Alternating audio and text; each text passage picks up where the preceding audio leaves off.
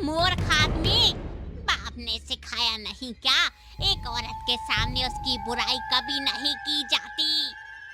अरे तुम बीवी नहीं चुड़ैल हो, ऐसे अपने पति को कौन मारता है? चुप रह, वरना मेहंदी खिला खिला कर मार डालूंगी। Okay okay okay. इसके अंदर चुड़ैल तो नहीं आ गई कहीं? ये तो बड़ा अजीब तरीके से बर्ताव कर रही है, क्या हुआ ऐसे? लालगंज नामक एक गांव में श्वेता अपने परिवार के साथ रहा करते थे। कम उम्र में ही उसके सिर के सारे बाल सफेद हो गए थे, जिस कारण वो बुढ़ी दिखती थी और उसका पति उसे बिल्कुल भी पसंद नहीं करता था। एक बार की बात है। डार्लिंग सुनो ना, मुझे शॉपिंग पर ले चलो ना। डार्लिंग? अरे कौन डार्लिंग? किसका डार्लिंग? अरे शक्ल देखी है तुमने अपनी?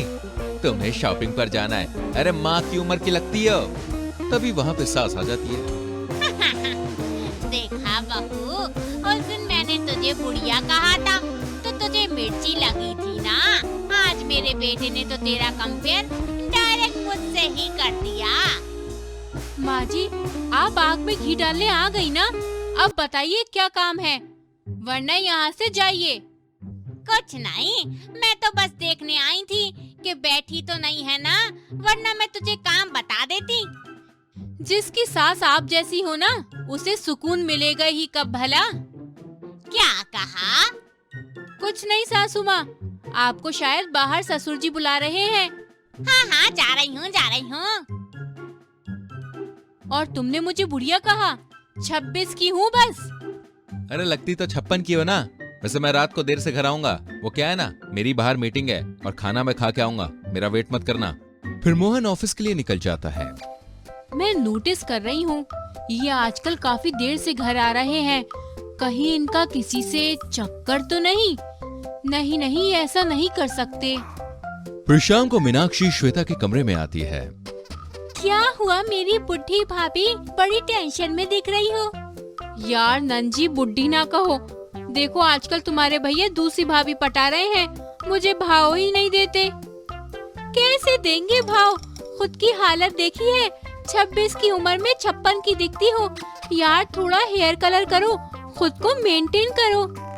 हाँ यार ये तो है। भाभी, गांव के बाहर जो मेहंदी का पेड़ है ना, उसकी मेहंदी का रंग बहुत गाढ़ा चढ़ता है। अच्छा तो मैं अभी जाकर लेकर आती हूँ उसे। लेकिन इससे पहले कि मीनाक्षी कुछ कहती, श्वेता वहाँ से मेहंदी लाने चली जाती है। अरे यार, मैंने ये क्या कर दिया? अब कुछ गड़बड़ ना हो जाए। इस तरह मीनाक्षी किसी बात से परेशान हो जाती है। वहीं श्वेता उस पेड़ से मेहंदी तोड़ने जाती है। पेड़ पर एक चुड़ैल बैठी होती है। बड़े दिनों के बाद कोई बकरी दिख रही है मेरे इर्द गिर्द। आने दो, इसको भी आने दो। मेहंदी है रचने वाली, बालों में गहरी काले, कहे सजना अब कलियां, बालों को काला करने वाली। मेहंदी अब तो मैं रचाऊंगी, और इतनी गाड़ी की देखती जाओ। फिर श्वेता मेहंदी लेकर घर जाने लगती है। वहीं चुड़ैल भी श्वेता के पीछे पीछे उसके साथ घर चली जाती है। बहारो फूल बरसाओ, मेहंदी वाली चुड़ैल आई है। तभी श्वेता डर जाती है। कौन है यहाँ? यहाँ तो कोई नहीं है। सासू माँ, इतनी रात को आप चुड़ैल बनकर घूम रही हैं। मैं तो डर ही गई। पहले तो ये बता, इतनी रात को ये मेहंदी लेकर कहाँ से आई? मैं नहीं बताऊंगी, ये सीक्रेट है।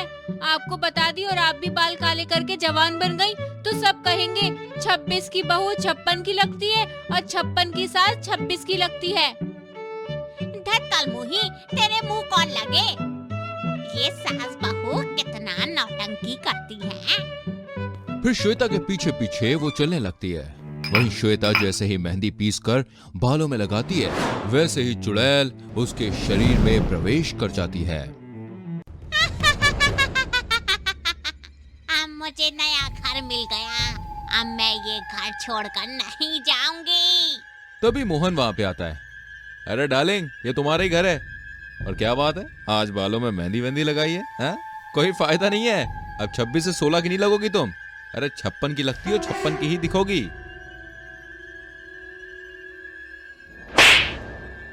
मूर्ख आदमी, बाप ने सिखाया नहीं क्या? एक औरत के सामने उसकी बुराई कभी नहीं की जाती। अरे तुम बीवी नहीं चुड़ैल हो, ऐसे अपने पति को कौन मारता है?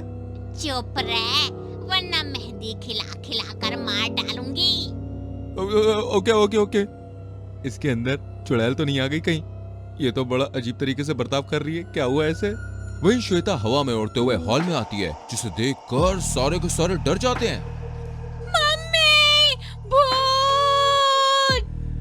भूत नहीं, तेरी भाभी भूतनी। मेहंदी, मेहंदी मुझे दो, मेहंदी दो, वरना मैं तुम्हें मार डालूंगी। तुम हमें कुछ ना करो, रुको मैं मेहंदी लेकर आती हूँ। फिर सास मेहंदी लेके आती है। आओ, मैं तुम्हें मेहंदी लगाऊंगी। मुझे मेहंदी लगाना बहुत पसंद है। ये चुड़ैल है या मेहंदी आर्टिस्ट? मैं मेहंदी वाली चुड़ैल हूँ, और अब तूने मुंह खोला ना तो तुझे गटर में फेंकाऊंगी, समझी भिंडी कहीं की। मैं भिंडी तो तू लौकी। चुड़ैल, मेहंदी वाली चुड़ैल हूँ मैं, मेहंदी में डुबा कर मारूंगी, वरना चुपचाप मेहंदी लगवा ले। मीनाक्षी डर के मेहंदी लगवाने लगती है। ऐसे ही चुड़ैल दोनों औरतों को मेहंदी लगाती है। मेहंदी मेहंदी, मुझे मेहंदी लगानी है, कोई मुझसे मेहंदी लगवाओ, वरना मैं तुम लोगों को मेहंदी के तालाब में डुबा डुबा कर मार डालूंगी। नहीं नहीं, ऐसा नहीं करना बेटा। बेटा, तू मेहंदी क्यों नहीं लगवा लेता? अरे माँ, पागल वागल हो गई हो क्या? मैं तो नहीं लगवा रहा मेहंदी। मेहंदी तो तुम लगवाओगे, वरना। अच्छा ठीक है चुड़ैल मैडम, आप मेहंदी लगा दो, लेकिन मेरी बीवी को कुछ नहीं करना। फिर मोहन को भी जबरन मेहंदी लगवानी पड़ती है। मेहंदी, मुझे और मेहंदी लगानी है। जब तक मैं मेहंदी लगाती रहूंगी, तब तक मैं किसी को कुछ नहीं करूंगी। अगर मैंने मेहंदी लगाना बंद किया तो मैं तुम सभी को मार डालूंगी। नहीं नहीं, तुम ऐसा नहीं करना, हमें थोड़ा सा समय दो बेटा। ठीक है, जल्दी आना, आज मुझे भूत लोक के राजा की शादी में भी जाना है। बस बस 2 मिनट बेटा। फिर दोनों माँ बेटी आपस में कुछ खुसुर फुसुर करने लगती हैं। अब बस बहुत हुआ, मैं इन लोगों को नहीं छोड़ूंगी। पक्का ये मेरे खिलाफ साजिश कर रहे हैं। फिर चुड़ैल दोनों पर जादू करने लग जाती है कि तभी पीछे से एक पंडित आकर उसके ऊपर भभूत छिड़क देते हैं, जिससे मेहंदी वाली चुड़ैल तड़पते हुए श्वेता के शरीर से अलग हो जाती है। हाँ, तुमने ये अच्छा नहीं किया। मूर्ख चुड़ैल, बहुत सता लिया तूने लोगों को मेहंदी का लालच देकर, अब तेरा अंत आ गया है। इतने में पंडित चुड़ैल पर कुछ जादू करता है, जिससे वो छोटी होकर एक बोतल में कैद हो जाती है। मुझे मुझे मुझे छोड़ दो। ह्रीं क्लीं चामुंडाय नमः, भूत प्रेत कंट्रोलाय नमः। फिर चुड़ैल शांत हो जाती है और पंडित उस शीशी को अपने पास रख लेते हैं। अच्छा हुआ आपने मुझे समय से यहाँ बुला लिया, वरना आज इस चुड़ैल के प्रकोप से यहाँ पर कोई भी नहीं बच पाता। क्या हो रहा है यहाँ? कुछ नहीं भाभी, आपको नींद आई थी ना, तो आप यहीं सो गई थी, इसलिए हमने पापा को बुलाया था। वही पंडित जी श्वेता को देखकर बोले, मेहंदी वाली चुड़ैल,